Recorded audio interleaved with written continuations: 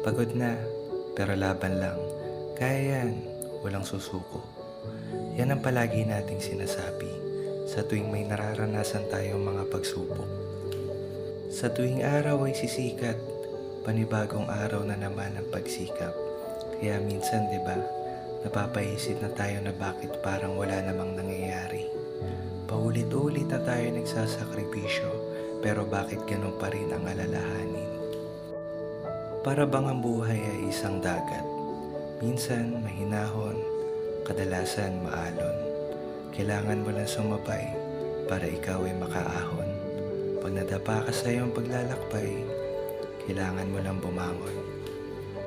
Mga luhang sumasabay sa buhos ng ulan, nakikipagsapalaran at nagtatanong sa sarili kung ano ba ang kapalaran. Lahat ng para sa atin ay may itinakdang pagkakataon.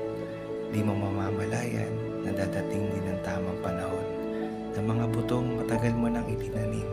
Magtiwala ka lang dahil balang araw lahat ng yan ay bubunga din.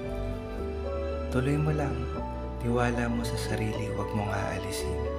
Habang oras ay tumatakbo, di mo mapapansin, mga problema ay parang bulang maglalaho.